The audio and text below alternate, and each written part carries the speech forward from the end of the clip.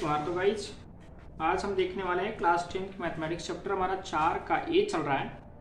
और हम लोगों ने इसके पहले वाले एक्सरसाइज इसके पहले वाले वीडियो में 1 से लेकर के 9 तक क्वेश्चनों को कर लिया है। अब हम सवाल नंबर 10वें को देखने चल रहे हैं। और 10वें प्रश्न में ये कहा जा रहा है कि निम्न स्थितियों को द्विघात समीकरणों के रूप में लिखिए। तो हमें करना क्या होगा, यहाँ से हमको कुल मिलाकर के अर्थमेटिकल 4 क्वेश्चन दिए जा रहे हैं। इन चारों क्वेश्चनों को केवल समीकरण के रूप में हमको लिखना है बस। तो चलिए हम 10वें क्वेश्चन में देखते हैं। और कहा यह जा रहा है कि दो क्रमागत धनात्मक पूर्णांकों का योगफल जो है वो 306 है और हमें पूर्णांक को ज्ञात करनी है। अब इस क्वेश्चन को हम लोग करते हैं गाइस। तो देखिए यहाँ पर इस प्रकार से सॉल्व करना पड़ेगा हमें कि जो कि ये कहा गया कि हमें दो क्रमागत धनात्मक पूर्णांकों का योग। तो सबसे पहले हम गाइस में एक वर्ड लिखा जरा क्रमागत करके हम लोग क्रमागत का मतलब समझते हैं। तो क्रमागत का अर्थ होता है क्रम और आगत का मतलब आने वाला। यहाँ पर जो आगत करके लिखा जा रहा है, आगत जो वर्ड है वो कह सकते क्रम प्लस आगत से मिलकर बना हुआ है।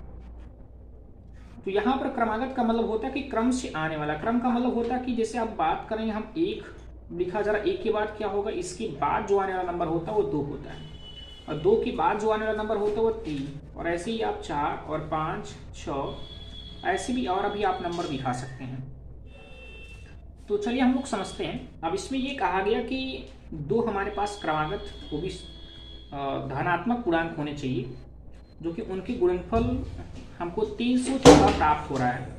तो पहला जो हमारा क्रमागत पूर्णांक होगा हमको नहीं पता है और पहला भी नहीं पता है और नहीं हमको दूसरा पता है। तो हम लोग गाइस यहाँ पर करते हैं क्या, कुछ एक अज्ञात राशि को मानकर चलते हैं। अगर मैं कुछ ऐसा करता हूँ कि पहली क्रमागत जो हमें पूर्णांक याद करनी है या जो पहली क्रमागत धनात्मक पूर्णांक याद करनी है उसको हम किसी अज्ञात राशि यक्स मानकर चलते हैं। तो यहां लिखेंगे कि माना पहली क्रमागत धनात्मक पूर्णांक, हम यहां पर धनात्मक पूर्णांक जो कि हमें लेना होगा, धनात्मक पूर्णांक बराबर में यक्स मानकर चलता हूं। इसके बाद हमको 2 लेना होगा। तो मैंने कहा पहली क्रमागत यक्स होगा तो यक्स के बाद क्या मिलेगा, जो कि इसमें इसके बाद या मैं 1 जोड़ लूंगा तो हमको दूसरी मिल जाएगी धनात्मक पूर्णांक। तो यहाँ लिखेंगे कि दूसरी क्रमागत धनात्मक पूर्णांक बराबर यहाँ पर हो जाएगा यक्स प्लस 1। अब ये कहा गया कि इन दोनों का गुणनफल, तो हम यहाँ से प्रश्नानुसार दिखाएंगे। इसके प्रश्न के अनुसार ये कहा जा रहा है कि इन दोनों का गुणनफल जो कि यक्स और यक्स प्लस 1, इन दोनों का गुणनफल का मतलब गुणा करने के बाद जो इनका रिजल्ट मिल रहा है वो कहा जा रहा है कि 306 के बराबर है। अब ये रिजल्ट 306 के बराबर है तो हमें करना क्या है, हमें इसमें इस ब्रैकेट को तोड़ देना होगा और ब्रैकेट के तोड़ने के बाद हमको एक समीकरण मिलेगा और वो भी हमारा द्विघाती समीकरण होना चाहिए। और जैसे ही द्विघाती समीकरण के रूप में बनेगा उतना ही हम छोड़ दें, क्योंकि हमें प्रश्न में ये कहा गया कि द्विघात समीकरणों के रूप में लिखिए। तो ये करते हैं, यक्स का गुणा यक्स में करेंगे तो यक्स स्क्वायर मिलेगा और यहाँ प्लस से प्लस कर लीजिए। यक्स का गुणा अगर 1 में करेंगे तो 1 यक्स या केवल मैं यक्स ही लिख सकता हूँ और बराबर 306। अब ये प्लस 306 को इस तरह पक्षांतर कर लेंगे तो माइनस 306 मिल जाएगा। अब यहाँ पर ये कह सकते हैं बराबर 0। ये हमारा क्या हुआ, पहला, या मैं कह सकता हूँ ये हमारा क्वाड्रेटिक या द्विघात समीकरण के रूप में बदल चुका है और हमें प्रश्न में इतना ही करना था। चलिए, अगर ये बहुत शॉर्ट में बहुत छोटा प्रश्न करके दिया गया था तो बहुत ही आसान प्रश्न और आप लोगों ने समझ भी लिया होगा। तो चलिए सवाल नंबर 11 की बात करेंगे। सवाल नंबर 11 में कह रहा है कि एक रेलगाड़ी है जो कि 480 किलोमीटर की दूरी समान चाल से तय करती है। इसका मतलब जो रेलगाड़ी द्वारा तय की गई जो दूरी है वो 480 किलोमीटर है। अब 480 किलोमीटर रेलगाड़ी दूरी तय कर रही है, लेकिन ये नहीं पता है कि रेलगाड़ी कौन सी चाल से 480 किलोमीटर दूरी तय करती है। तो हमें गाइस रेलगाड़ी की चाल नहीं पता है, तो हम लोग करेंगे क्या, यहाँ पर ये चीज़ मानेंगे और यहाँ पर मैंने कहा कि कोई अज्ञात राशि को लेकर हमें दिखाना होगा। तो माना रेलगाड़ी की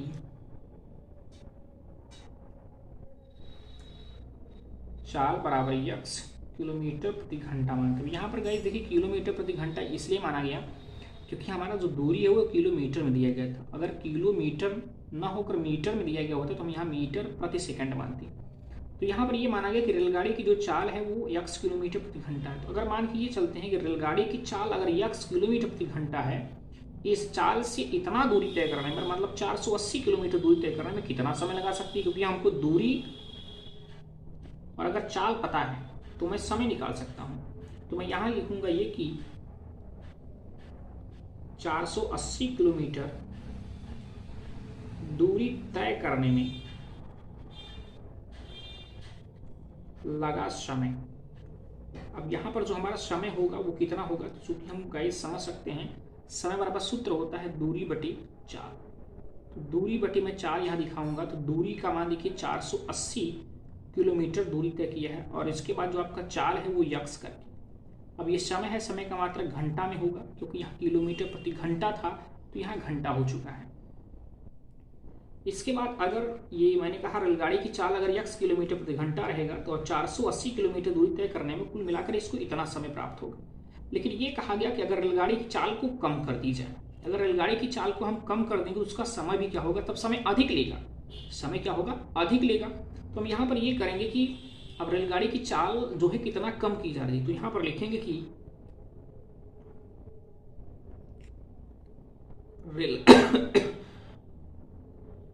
रेलगाड़ी की चाल या जो सामान्य चाल ने माना है, रेलगाड़ी की सामान्य चाल कम करने पर यदि हम कम करेंगे, कितना किया जा रहा है, कितना कम किया जा रहा है, 8 किलोमीटर प्रति घंटा। तो यहाँ लिखेंगे 8 किलोमीटर प्रति घंटा कम करने पर।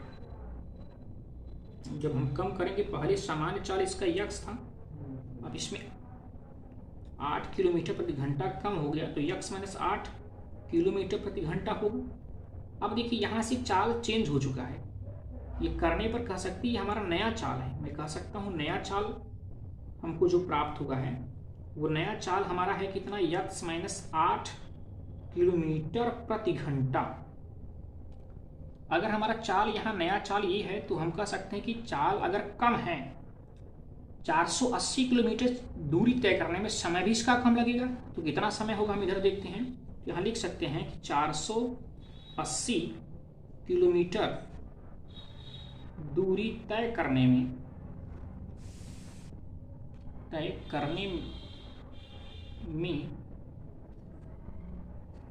नया समय माने जो हमारा दोबारा समय मिलेगा वो क्या होगा, समय बराबर वही सूत्र दूरी बटे चाल।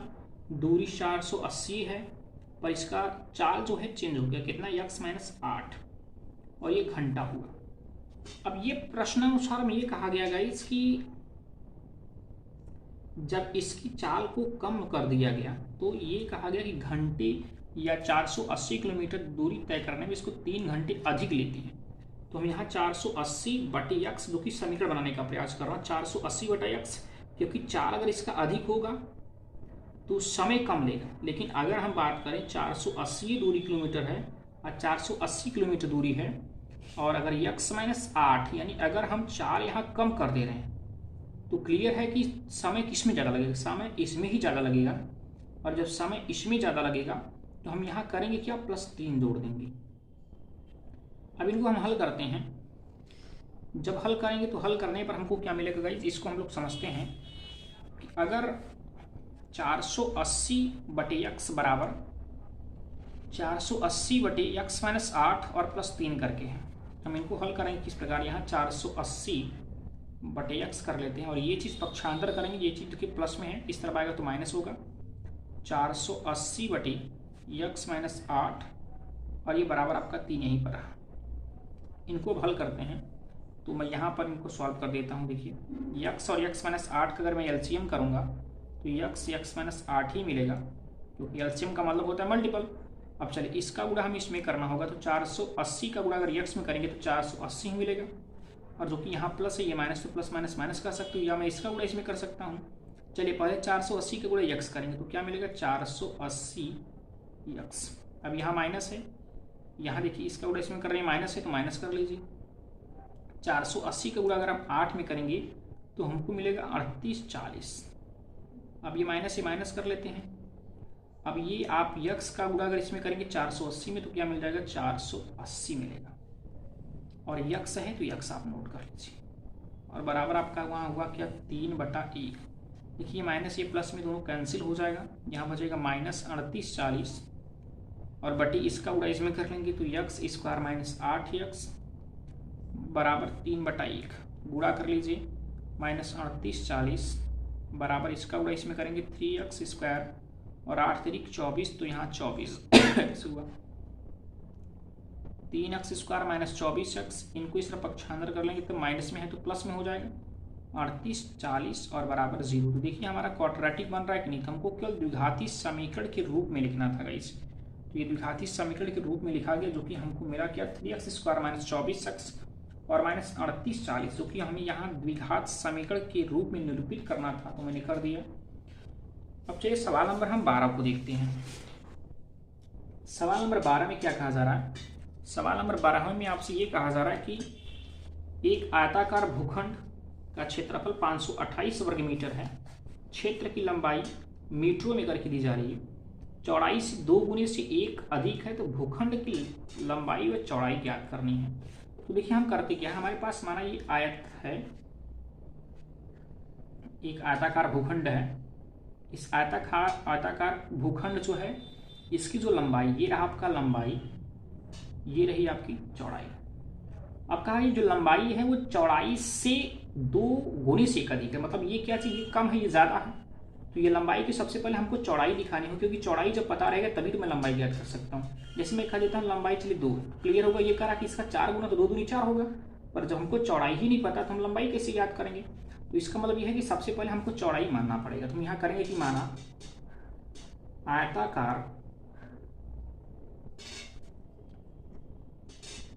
आयताकार भूखंड की चौड़ाई जो है उसको हम किसी अज्ञात राशि से मानकर चलते हैं। चलिए मैं यहाँ a मान रहा हूँ, अगर इसकी चौड़ाई को a मानूंगा तो इसकी लंबाई जो होगी, लंबाई जो कि कहा गया पहले से ही कि लंबाई जो है वो चौड़ाई से 2 गुना है। 2 गुना मतलब यहाँ 2a है तो इसका 2 गुना करेंगे 2b होगा, 2 गुने से 1 अधिक भी है। अब यहाँ पर हमको ये दिखाना होगा, क्योंकि प्रश्न में कहा गया कि लंबाई और चौड़ाई को मीटर में मानेंगे, तो हम यहाँ मीटर दिखा सकते हैं। अब इनके क्षेत्रफल, जो इनका क्षेत्रफल है वो 528 वर्ग मीटर के बराबर है। इसका मतलब प्रश्नानुसार हमें यहाँ करना क्या होगा, इनका क्षेत्रफल भी ज्ञात करना होगा। अब क्षेत्रफल का मान दिया है तो हमें क्षेत्रफल की फॉर्मूले से हल करना होगा। तो हम यहाँ लिखेंगे कि आयत का क्षेत्रफल बराबर, जो कि फार्मूला होता है लंबाई गुणे चौड़ाई होता है, तो हम यहाँ लंबाई गुणे चौड़ाई कर लेंगे। और आयत का क्षेत्रफल 528 वर्ग मीटर दिया भी है, और यहाँ लंबाई का मान देखिए 2a + 1 आपने किया, और चौड़ाई का मान इंटू a कर लीजिए। अब यहाँ क्या करेंगे, 528 a का गुणा इसमें करेंगे तो ब्रैकेट टूटेगा, a का गुणा 2a में करेंगे तो 2a स्क्वायर प्लस a का गुणा 1 में करेंगे तो a मिलेगा। इनको हम इस तरह पक्षांतर कर लेंगे तो 2a स्क्वायर प्लस a, और ये प्लस में है ध्यान दीजिए, इस तरफ आएगा तो माइनस 528 होगा, और यहाँ पर 0 बचा, या आप इस तरफ 0 लिख सकते हैं। तो ये हमारा रहा क्या, समीकरण। हमने कहा कि जो भी हमको यहाँ क्वेश्चन दिए जा रहे हैं केवल उनको द्विघात समीकरण के रूप में लिखना है और कुछ नहीं करना है। ओके गाइस, तो देखिए ये क्वेश्चन बहुत आसान था, क्योंकि आयत की चौड़ाई हमको नहीं पता थी, चौड़ाई को मैंने e मीटर माना, तो इसकी जो लंबाई हो 2 गुने से 1 अधिक थी, 2 गुना करने पर 1 अधिक करने पर ये चीज मिला। इनका क्षेत्रफल 528 वर्ग मीटर था, तो क्षेत्रफल का फार्मूला देखा, तो आयत का क्षेत्रफल होता है सूत्र में लंबाई गुणे चौड़ाई, लंबाई का मान 2a + 1 था, चौड़ाई का मान a करके था, और यहाँ पर इनको नोट करने के बाद मैंने a का गुणा ब्रैकेट के अंदर के ये चीज मिला, इनको पक्षांतर किया, ये हो गया। तो चलिए अब क्वेश्चन नंबर 13 को देखते हैं। 13 वाले क्वेश्चन में ये कहा जा रहा है इसकी रोहन की मां उससे 26 वर्ष बड़ी है। इसका मतलब ये होगा कि वर्तमान समय की बात करिए, जो भी हो, यहाँ पर ये कहा गया कि रोहन की जो माँ है रोहन से 26 वर्ष बड़ी है। इसका मतलब रोहन की आयु नहीं पता है। यदि रोहन की आयु पता हो जाए तो माँ का भी हमको एक क्लियरिटी आयु पता हो जाएगा। तो हम यहाँ करेंगे क्या, रोहन की जो एज अर्थात आयु है उनको यक्स वर्ष मानकर चलेंगे, या कोई अज्ञात राशि मान लीजिएगा। और 26 वर्ष बड़ी का मतलब 26 वर्ष ज़्यादा है, यानी यक्स प्लस 26 हो जाएगा। उनकी आयु का गुणनफल जो है, इनकी जो गुणनफल वो किसके बराबर होगी, अब से 3 वर्ष बाद, पश्चात का मतलब बाद होता है, 360 हो जाता है। तो चलिए हम समझते हैं गाइस। इसमें करना क्या होगा, सबसे पहले रोहन की हमको आयु नहीं पता है तो लिखेंगे माना रोहन की जो आयु है उनको हम यक्स वर्ष मानकर चलते हैं। उनकी माँ की जो आयु होगी, या रोहन की माँ की आयु या माँ की आयु, माँ की आयु 26 वर्ष बड़ी है तो क्या होगा, 26 वर्ष बड़ी का मतलब 26 वर्ष ज़्यादा है तो यक्स प्लस 26 वर्ष हो जाएगा। अब ये कहा गया कि इनकी जो आयु का गुणनफल है वो 3 वर्ष बाद, अगर हम बात करें 3 वर्ष बाद रोहन की क्या आयु होगी, तो 3 वर्ष बाद जो रोहन की आयु होगी, क्योंकि इस समय रोहन की आयु क्या है यक्स, और 3 वर्ष बड़ा तो यक्स प्लस 3 हो जाएगा। अगर 3 वर्ष ज़्यादा रोहन की एज हो रही है, उनकी माँ का भी 3 वर्ष ज़्यादा होगा, तो हम 3 ही वर्ष दिखाएंगे रोहन की माँ की आयु, जो इनकी माँ की आयु होगी, क्योंकि वर्तमान में यक्स प्लस 26 था और 3 वर्ष बढ़ जाएगा तो 3 हो जा रहा है इधर से, इनको जोड़ेंगे तो यक्स प्लस क्या होगा, 26 और 3 29, ये इतना वर्ष हो रहा है। अब प्रश्नानुसार ये कहा गया कि इनका गुणनफल जो है, यानी आपका 3 वर्ष बाद का गुणनफल, 3 वर्ष बाद रोहन की आयु यक्स प्लस 3 और 3 वर्ष बाद उनकी माँ की उम्र जो है या आयु है वो यक्स प्लस 29 हो जाती है। तो यहाँ लिखेंगे यक्स प्लस 3 और गुणे, क्योंकि गुणनफल जो है वो कितने के बराबर है, तो वो बताया गया 360 के बराबर है।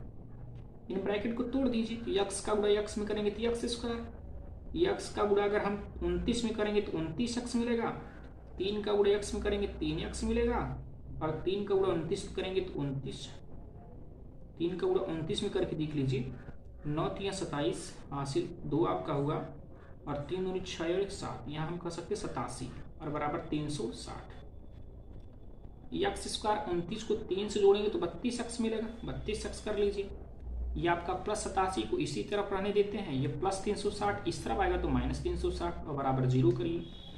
अब क्या करेंगे हम, यहाँ यक्स स्क्वायर प्लस 32 यक्स, 360 में 27 को घटा लीजिए तो 10 में से अगर हम 7 घटाएंगे 3 मिलेगा, यहाँ बचा 5, 5 में से 8 नहीं जाएगी खांसी तो 15, 15 में से हम 8 घटाएंगे 7 मिलेंगे, यहाँ बचा 2, 2 कर ली तो बड़ी संख्या का चिन्ह माइनस और बराबर क्या हुआ 0। यक्स स्क्वायर धन 32 यक्स माइनस 273 बराबर 0। तो ये हमारा क्या रहा, द्विघात समीकरण के रूप में करना था, और इनकी एज को गुणनफल जो मैंने कहा था वो 3 वर्ष बाद की गुणनफल 360 के बराबर, इनको जब हल किया गया तो गाइज ये चीज हमको मिला है। तो गाइज ये हमारा एक्सरसाइज 4 का ए, और इसमें कुल मिलाकर के आपको 13 क्वेश्चन दिया गया था, 13 क्वेश्चन तक कर लिया गाइज।